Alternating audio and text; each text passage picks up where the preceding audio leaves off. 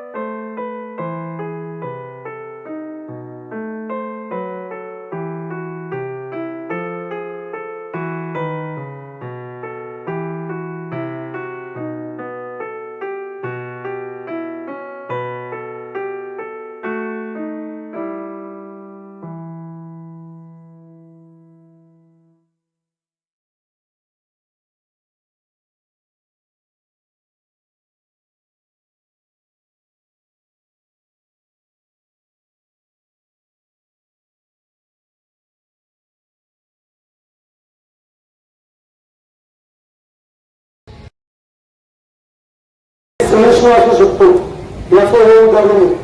आपण पाहत आहोत गेल्या 30 दिवसापासून आपण बरेच मास पाहिलेले सर्व आणि आज हिंदू समाजाचं जसं मी सांगितलं म्हणजे आज कुठलंही भाषण किंवा कुठली सभा घ्यायची म्हणजे अशी वेळ नाही. कारण की आज जे आपण मुख पदयात्रा काढली आपल्याला सर्वांना माहिती आहे 30 दिवसात आपण रोज संभाजी महाराजांचं स्मरण केलेलं आहे.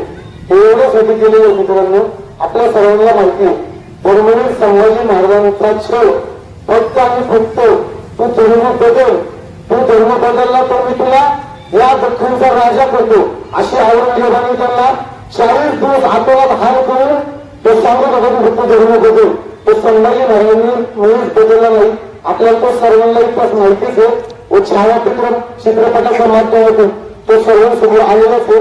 आणि एवढंच सांगायचं आम्ही खरं मानव जातीचे या विश्वाचं कल्याण करणारच आहे हिंदू समाज आहे.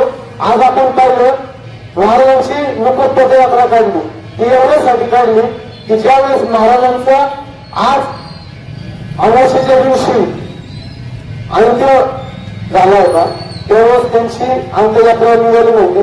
त्यामुळे श्री शिवप्रतिष्ठानच्या माध्यमातून पूर्ण महाराष्ट्रभर महाराजांची मुख पदयात्रा काढण्यात येते आणि आपण पाहिलं तो जो आगमी होता तो आपण सगळ्यांनी चांगल्या भावनेने तिथे अर्पित केलं. म्हणजे आपण किती सहिष्णू असू आपल्या भावना दगडामध्ये असतील तर मानव जातीमध्ये किती आपल्याला कायमच सांगितलं जातं की तुम्ही हिंदुत्ववादी धर्मात तेढ लावला जातीत तेढ लावला. एवढंच सांगायचं या माध्यमातून आम्ही कधीच धर्मात जातीत तेढ लावलं नाही. धर्मात तेढ लावायचं काम कोण करते सर्वांना माहिती. आणि जर आपला धर्म संपर्क असेल तर आपल्याला जाती जातीमध्ये कसं विभागलं जाईल याचं काही संघटना षडयंत्र नसतात की आपल्याला सर्वांना रोखायचं येणारा भारत हा उज्ज्वल भारत असेल याच मार्गाने आपल्याला जायचंय. राष्ट्रापेक्षा विभक्त करण्याचं काम केलं जातं. ये जगह पे अभी जो प्रोग्राम हुआ है प्रोग्राम नहीं बोलते इसको अंत्य यात्रा का मुख पद यात्रा बोलते. जो छत्रपति शिवाजी महाराज इनके अंत्य यात्रा हुई नहीं थी. जो चालू उपक्रम किया है संभाजी भिड़े गुरु जी इन्होंने श्री शिवप्रतिष्ठान हिंदुस्तान संगठन के मार्फत ये प्रोग्राम होता है उपक्रम होता है. तो उसके यहाँ से हम पूरे महाराष्ट्र में पूरा गांव में ये उपक्रम किया जाता है. हर गांव में एक चीज किया जाता है ये अंत्य यात्रा नहीं हुई उनके तो इसलिए मुख पद यात्रा निकाला जाता है. तो यह जगह यही हुआ है. जय श्री राम. हा प्रकार आपल्या सनातन धर्मामध्ये हा कधीच नव्हता आणि कधी नाही. आपल्याला जातीच्या वेगवेगळ्या गोष्टींमध्ये मांडत साधारणतः ही घेऊन ही इंग्रजांनी आल्यानंतर हे चालू केलेलं आहे. आता याच्यामध्ये आपण जे 40 दिवस केलेलं आहे आपण संघटित हिंदू म्हणून एकत्र आलेलो आहोत. तो भाषा पुढे आपण तसेच हिंदू म्हणूनच एकत्र राहायचं आहे. एक निरोप असा देशाची मोठ्या रविवारी 6 तारखेला रामनवमीचं आपण आयोजन केलेलं आहे. त्याची यात्रा निघणार आहे. त्या यात्रेचं आगम आपण रामरक्षेचं पठण करणार आहोत आणि याच्यामध्ये महिला पुरुष बाल या सगळ्यांचा समावेश करून करायचा आहे. तर सोमवारी संध्याकाळी 8 वाजता रामरक्षेच्या पठणाची सेवा करण्यासाठी आपण इकडे जमणार आहोत. अपेक्षा करतो की आपण सगळेजण या त्याच्यामध्ये उपस्थित राहू.